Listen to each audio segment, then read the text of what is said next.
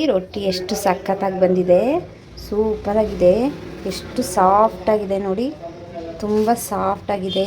ಅದು ಕಾಂಬಿನೇಷನ್ ಆಗಿ ನಾವು ಚಿಕನ್ ಚಾಪ್ಸ್ ಮಾಡಿದ್ದು ತುಂಬ ಟೇಸ್ಟ್ ಸಖತ್ತಾಗಿತ್ತು. ನೋಡಿ ಹೇಗೆ ಬಂದಿದೆ. ಈಗ ಅಕ್ಕಿ ರೊಟ್ಟಿ ಹೇಗೆ ಮಾಡೋದು ಅಂತ ತಿಳ್ಕೊಳ್ಳೋಣ ಬನ್ನಿ.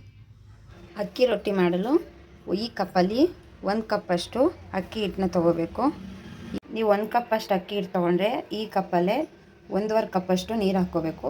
2 ಕಪ್ ತೊಗೊಂಡ್ರೆ 3 ಕಪ್ ನೀರು ಹಾಕ್ಕೋಬೇಕು. ಆಗ ಅಳತೆ ಕರೆಕ್ಟಾಗಿರುತ್ತೆ, ರೊಟ್ಟಿ ಸಾಫ್ಟಾಗಿ ಚೆನ್ನಾಗಿ ಬರುತ್ತೆ. ಬಾಣಲಿಗೆ ಆ ಕಪ್ಪಲ್ಲಿ 1 ಕಪ್ ತೊಗೊಂಡ್ರೆ 1.5 ಕಪ್ಪಷ್ಟು ನೀರು ಹಾಕ್ಕೋಬೇಕು. ಅದೇ ಕಪ್ಪಲ್ಲಿ 1.5 ಕಪ್ಪಷ್ಟು ನೀರು ಹಾಕಬೇಕು. ಇವಾಗ ಇದಕ್ಕೆ ಸ್ವಲ್ಪ ಉಪ್ಪು, 1 ಸ್ಪೂನು ಆಯಿಲ್ ಹಾಕಬೇಕು. ಸ್ವಲ್ಪ ಅರ್ಧ ಸ್ಪೂನಷ್ಟು ಉಪ್ಪು ಹಾಕ್ಕೊಂಡ್ರೆ ಸಾಕು. 1 ಸ್ಪೂನಷ್ಟು ಆಯಿಲ್ ಹಾಕ್ಕೋಬೇಕು. ಇದು ಚೆನ್ನಾಗಿ ಕುದಿ ಬರಬೇಕು. ಕುದಿ ಬಂದಾದಮೇಲೆ ಹಿಟ್ಟನ್ನ ನಾವು ಮಿಕ್ಸ್ ಮಾಡ್ಕೋಬೇಕು ನಿಧಾನಕ್ಕೆ. ಆಗ ರೊಟ್ಟಿ ತುಂಬ ಚೆನ್ನಾಗಿ ಸಾಫ್ಟಾಗಿ ಬರುತ್ತೆ. ಈ ರೀತಿ ಚೆನ್ನಾಗಿ ನೀರು ಕುದ್ದಾದಮೇಲೆ ಅಕ್ಕಿ ಹಿಟ್ಟನ್ನ ನಾವು ಹಾಕ್ಕೋಬೇಕು. ನಿಧಾನಕ್ಕೆ ತಿರುಗ್ತಾ ಗಂಟು ಆಗಬಾರ್ದು, ನೀಟಾಗಿ ತಿರುಗಿ ಹಾಕಬೇಕು. ತಿರುಗಿ ಹಾಕಿದ್ಮೇಲೆ ಇದನ್ನು ಹದ ಮಾಡಬೇಕು. ಒಂದು ಫುಲ್ ನೀಟಾಗಿ ಎಲ್ಲ ಚೆನ್ನಾಗಿ ತಿರುಗಾದ್ಮೇಲೆ ನೀರೆಲ್ಲ ಚೆನ್ನಾಗಿ ಮಿಕ್ಸ್ ಆಗಿ ಇಟ್ಟು ಒಂದು ಹದ ಬರಬೇಕು. ಒಂದು 2 ಮಿನಿಟ್ಸ್ ಈ ರೀತಿ ಲೋ ಫ್ಲೇಮಲ್ಲಿ ಇಟ್ಟು ಆಫ್ ಮಾಡಬೇಕು. ಅದಾದಮೇಲೆ ಸ್ವಲ್ಪ ಬಿಸಿ ಇದ್ದಾಗಲೇ ನಾವು ಹದ ಮಾಡ್ಕೋಬೇಕು. ಈ ಸ್ಲ್ಯಾಬ್ ಮೇಲೆ ಹಾಕ್ಕೊಂಡು ಚೆನ್ನಾಗಿ ಮಿದ್ದಿ ಹದ ಮಾಡಬೇಕು. ಈ ರೀತಿ ನೀರು ತಗೊಂಡು ಸ್ವಲ್ಪ ಬಿಸಿ ಇರುತ್ತೆ, ಬಿಸಿ ಇದ್ದಾಗಲೇ ಈ ರೀತಿ ಚೆನ್ನಾಗಿ ಮಿದ್ಕೋಬೇಕು. ನೀರನ್ನ ಹಾಕಿ ಚೆನ್ನಾಗಿ ಹದ ಮಾಡ್ಕೋಬೇಕು.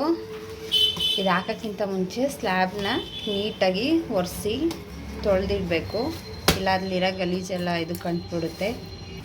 ಈ ರೀತಿ ಹದ ಆಗಿದೆ, ಇದನ್ನು ಚೆನ್ನಾಗಿ ಮಿದಿಬೇಕು ಸಾಫ್ಟಾಗಿ ಬರೋ ಥರ. ಈ ರೀತಿ ಚೆನ್ನಾಗಿ ಮಿದ್ದಿ ರೋಲ್ ಮಾಡಿ ಇಷ್ಟು ಚೆನ್ನಾಗಿ ಬರುತ್ತೆ ಹಿಟ್ಟು.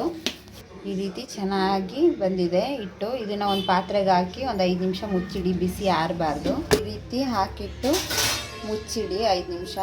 ರೊಟ್ಟಿ ಒತ್ತಬೇಕಾದ್ರೆ ಗೋಧಿ ಹಿಟ್ಟನ್ನ ಯೂಸ್ ಮಾಡ್ತೀವಿ, ಯಾಕೆಂದರೆ ಅದು ಅಂಟಲ್ಲ ಮತ್ತು ಕಿತ್ತೋಗಲ್ಲ, ರೊಟ್ಟಿ ಸಾಫ್ಟಾಗಿ ಬರುತ್ತೆ.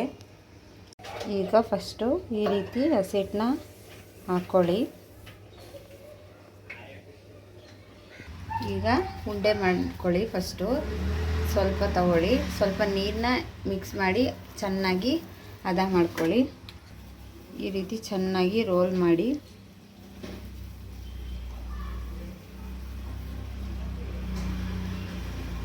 ಈ ರೀತಿ ಚೆನ್ನಾಗಿ ರೋಲ್ ಮಾಡಿಬಿಟ್ಟು ಈಗ ಒತ್ತಬೇಕು.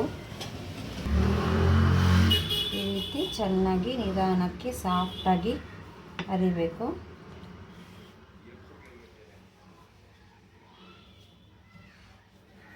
ಇಷ್ಟು ನೋಡಿ ಎಷ್ಟು ಸಾಫ್ಟಾಗಿದೆ ರೊಟ್ಟಿ.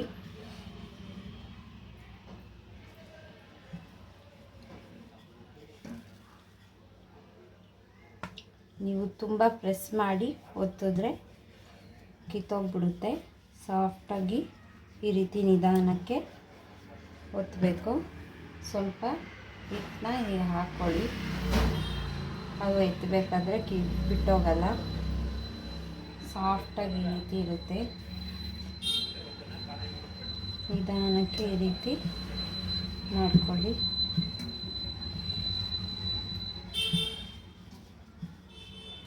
ಈ ರೀತಿ ಅರ್ಧ ಆದಮೇಲೆ ನೀವು ಶೇಪ್ ಕೊಡಲಿಕ್ಕೆ ಒಂದು ತಟ್ಟೆ ಅಳತೆ ತಗೊಳ್ಳಿ. ಈ ರೀತಿ ಪ್ರೆಸ್ ಮಾಡಿ ಸೈಡಲ್ಲಿರೋದನ್ನೆಲ್ಲ ತೆಗೆದುಬಿಡಿ. ಇದನ್ನು ಲಾಸ್ಟಲ್ಲಿ ಒಂದು ಉಂಡೆ ಮಾಡ್ಕೋಬೋದು. ಈ ರೀತಿ ಸೈಡಲ್ಲೆಲ್ಲ ತೆಗೆದುಬಿಡಿ, ಆಗ ಶೇಪ್ ನಿಮಗೆ ಚೆನ್ನಾಗಿ ಬರುತ್ತೆ. ಇಲ್ಲಿ ನೋಡಿ ಯಾವ ರೀತಿ ಶೇಪ್ ಇದೆ, ಸಖತ್ತಾಗಿ ಬಂದಿದೆ.